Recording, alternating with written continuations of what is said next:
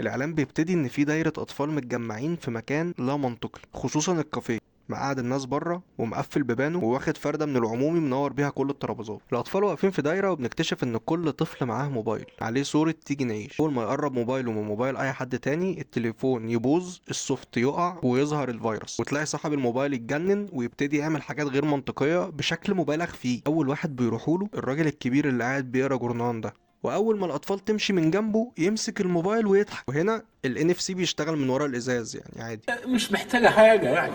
هنا الواد ينط الشبكة تلقط. هنا بقى الطفل بيقرر يهكر موبايل الهدف عن طريق القمر الصناعي، لان ده لو NFC يبقى راحت فلوسك يا صابر. لا بجد راحت فلوسك يا صابر. المهم انه بيظهر على موبايل الهدف نفس الصورة، واول ما يشوفها يبتسم زي الباقي. بس هنا بتحصل المفاجأة، تظهر عربية كده من اللا شيء، نازل منها بنت ماسكة في ايديها ازازة فراولة وازازة سوبيا، ويخش بنت وولد معاهم بيتزا وازازة سوبيا وازازة فراولة، بس المرة دي معاهم كوبايات بلاستيك. وده بيبين قد ايه فودافون صارفة الحقيقة على الاعلان ده. بيقفوا ياكلوا عادي عادي. المهم انه الهدف على يمين الكاميرا مان، وطبعا كلنا عارفين ان احمر يعني فودافون، يعني اي مشهد لازم نبقى لابسين احمر والاحمر يعم على المكان وكده. كلته؟ طب طبله، طبله جامد. اللي بعده. انت بتبص فين؟ طفلين باين انهم واقفين عند مدخل عمارة. الواد بيخبي الموبايل والراجل افتكر انه كان ناسي حاجة.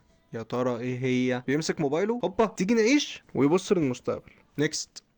فبنلاقيه رجع البيت، دخل جنب المدام لابس جوانتي اصفر، وطبعا زي اي بيت في مصر لازم يبقى فيه جوانتيين، جوانتي للراجل وجوانتي للست عشان يغسلوا المواعين عادي. الراجل ده فكرني بالنكته بتاعت انا ما بغسلش المواعين غير بميه سخنه.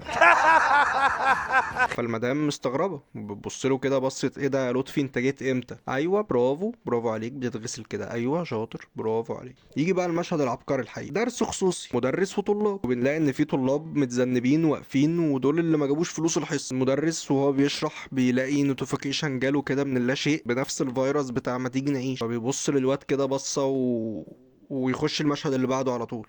بنلاقي المدرس قطع الدرس، قرر انه يجيب للعيال ايس كريم، وهو بيوزع عليهم الايس كريم العيال فرحانين جدا ومبسوطين زي ما يكون اول مرة يعمل معاهم واجب يعني، في حين ان هو بيعزمهم بفلوس الدرس اللي لسه قافشها دلوقتي.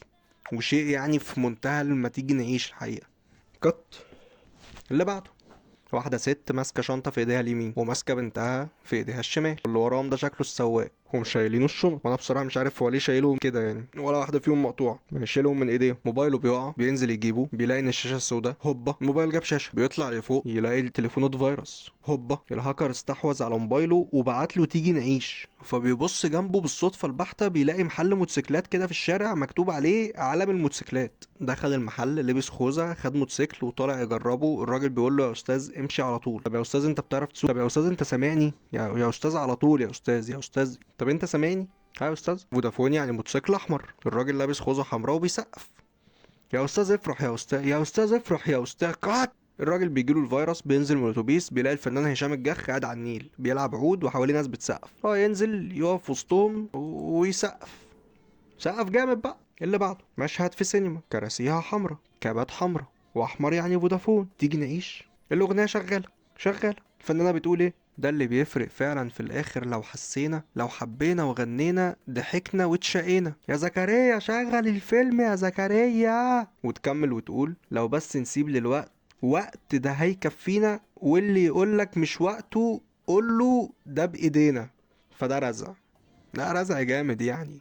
بس اللي يقولك مش وقته قوله ده بايدينا وعديها بقى.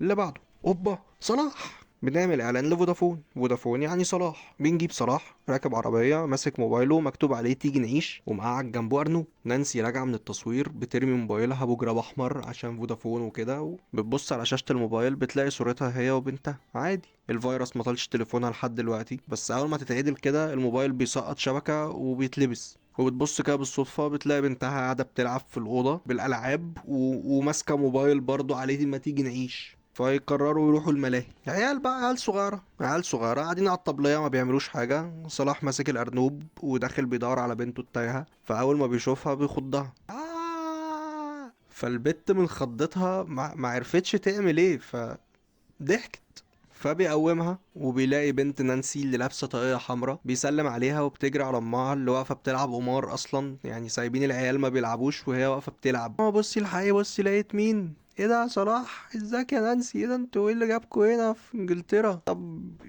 يلا نلعب. بيمسك الشاكوش بيخبط البتاعة دي وبعد كده يبص في السما. هي ما بتتلعبش كده، بايظة ولا ايه؟ كنتوا بتضحكوا على ايه طيب؟ ايه ما بتتلعب كده هي يا بنتي، في ايه ما بتتلعبش كده؟ بتضحكوا على ايه طيب؟ ما خلاص بقى. فلو وصلت لهنا هتبقى عرفت يعني ايه اعلان فودافون في رمضان.